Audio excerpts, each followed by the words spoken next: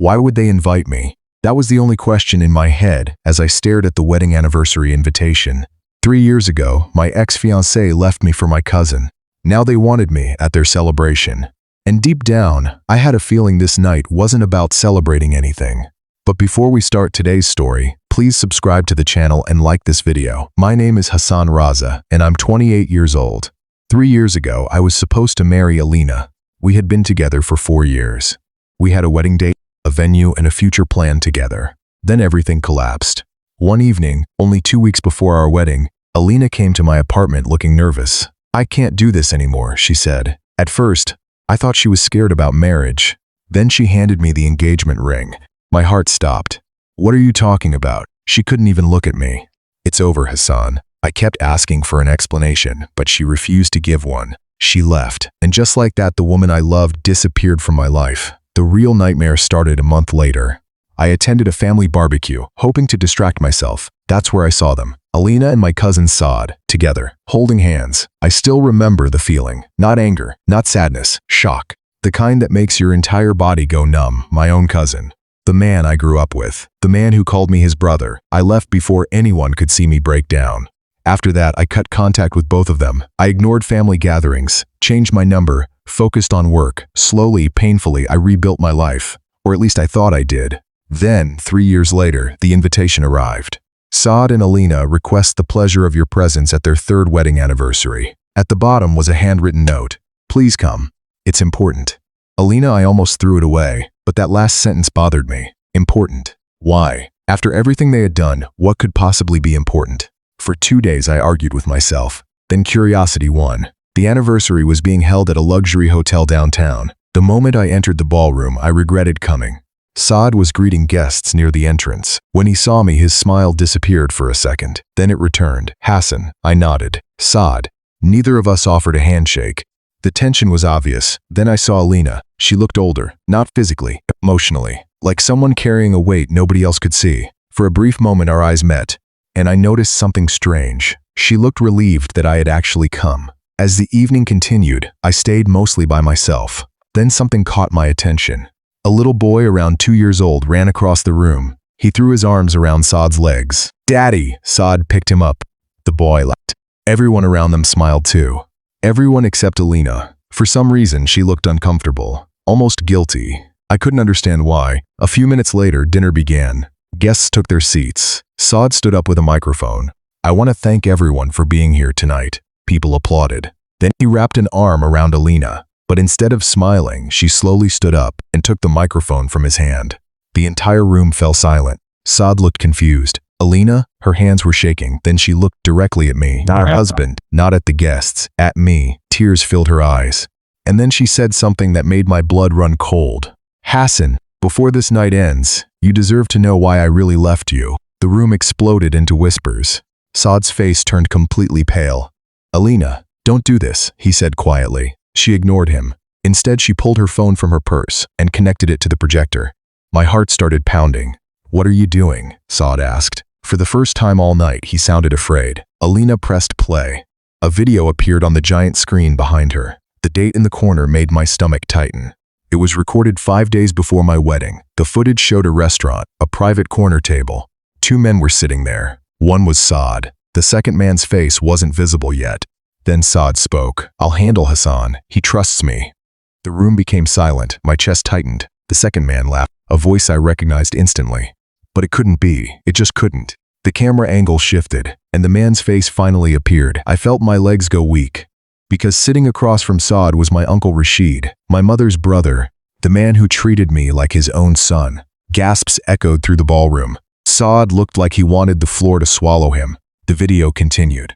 "As long as Hassan never learns the truth," Rashid said calmly, "everything will go according to plan." My mind was spinning. What truth? What plan? I looked at Alina. She was crying openly now. Then another part of the recording played. Saad leaned forward. "And if she refuses to leave him?" Rashid's answer made the room freeze. "Then we'll give her a reason she can't ignore." I stood up so fast my chair fell backward. "What reason?" I shouted. Alina looked at me through tears. For 3 years I thought she betrayed me. But the look in her eyes wasn't guilt. It was fear, pure fear. Then she whispered the words that changed everything. "They threatened my father, Hassan." The room fell silent. My heart stopped. And before anyone could say another word, the video played one final sentence. A sentence that made every person in that ballroom turn toward Saad. Because his voice clearly said, "If Hassan ever finds out what we did, we're finished." The room was so quiet that I could hear my own heartbeat. Every eye in the ballroom was fixed on the screen. The final words echoed in my head. "If Hassan ever finds out what we did, we're finished." I slowly turned toward Saad. His face had lost all color. Then I looked at Uncle Rashid. For the first time in my life, he couldn't look me in the eye. "What did you do?" I asked. Neither of them answered. Alina wiped her tears and took a deep breath. "I'll tell him." Saad immediately stepped forward. "No." His voice was sharp, desperate, but it was too late. The truth was already coming out. 3 years of lies were finally collapsing. Alina looked at me. 2 weeks before our wedding, Uncle Rashid came to my father's office. My stomach tightened. He told my father that if I married you, he would destroy our family financially. Gasps spread through the room. I stared at Rashid in disbelief. He closed his eyes, but he didn't deny it. Alina continued. "My father owned a small construction company. We were already struggling. Rashid knew exactly where to hit us." Tears rolled down her face. "He threatened lawsuits, contracts, and debts we couldn't survive." I felt sick. "So you left me because of that?" She shook her head. "No." I refused. For a moment, nobody spoke. Then she looked at Saad. "And that's when he got involved." Saad lowered his head. Shame covered his face. Alina continued. "Saad told me he could protect my father, but only if I walked away from you." I couldn't believe what I was hearing. The cousin I trusted most had helped destroy my future. "Why?" I asked him. "Why would you do that to me?" Saad looked up. His eyes were full of regret. "Because I was in love with her." The words hit me like a punch. The room went silent again. "I told myself I was helping," he said. "I convinced myself that if you two broke up, eventually she'd love me." Alina looked away, but she never did. Saad nodded slowly. "No." For the first time, I saw the truth. Their marriage wasn't built on love. It was built on manipulation, and now it was falling apart in front of everyone.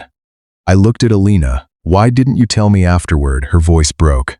I tried. My heart stopped. "What?" She reached into her purse and pulled out a stack of old envelopes. "I wrote to you." My hands trembled as she handed them over. Every envelope had my name on it. Every one had been opened. But I had never seen them before. I looked at Rashid. His silence told me everything. "He intercepted them," Alina said. The room erupted. I couldn't even process it. For 3 years, I believed she abandoned me. For 3 years, she believed I hated her, because someone else made sure we never spoke again. Then I remembered the little boy. I looked across the room. He was standing beside a table, confused by the tension around him. "Who's his father?" I asked quietly. Alina's eyes filled with tears again. The answer came immediately. "You are." The world stopped. I couldn't move. I couldn't breathe. I couldn't think. "What?" "I found out I was pregnant after our breakup," she whispered. The room disappeared around me. 3 years. 3 years I had no idea I had a son. I looked at the little boy, his eyes, his smile. Suddenly I saw it. I saw myself. Tears filled my eyes. "Why didn't you tell me?" "I tried," she said, "but every letter came back. Every call failed. Eventually, I believed someone was making sure you never knew." I turned toward Rashid. He didn't even try to defend himself. "I thought I was protecting the family," he said quietly. I laughed bitterly. "Protecting the family?" My voice shook with anger. "You destroyed it." For the first time, Rashid looked broken. And for the first time, I didn't feel anger toward Alina. I felt anger toward the people who stole years from both of us. The little boy suddenly walked toward me. Everyone fell silent. He stopped right in front of me. Then he smiled. "Mommy says your name is Hassan." My eyes filled with tears. I knelt down. "Yeah," I whispered. "It is." The boy wrapped his tiny arms around my neck. And in that moment, 3 years of pain came crashing down. Not because everything was fixed, but because the truth was finally free. I stood up and looked at Alina. There were still scars between us. Still questions. Still years we could never get back. But there were no more lies. For the first time in a long time, there was honesty. "I don't know what happens next," I told her. She nodded. "Neither do I." Then I looked at my son, our son, and I smiled through tears. "But I know where I want to start." Alina smiled too. Not the smile of a woman celebrating an anniversary. The smile of someone finally putting down a burden she had carried for years. That night, Saad filed for divorce. He admitted everything publicly. And Uncle Rashid stepped away from the family business after confessing what he had done. None of it erased the past, but it ended the lies. 6 months later, I was spending weekends with my son. A year later, Alina and I slowly began rebuilding trust, not because love magically fixed everything, but because truth finally had room to grow, and sometimes that's enough. The most painful betrayals aren't always committed by strangers. Sometimes they're committed by the people closest to us, hidden behind excuses, fear, or selfish desires.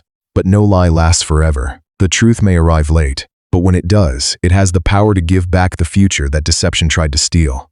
If you felt this story, then don't forget to like and subscribe, because there are more stories like this waiting for you.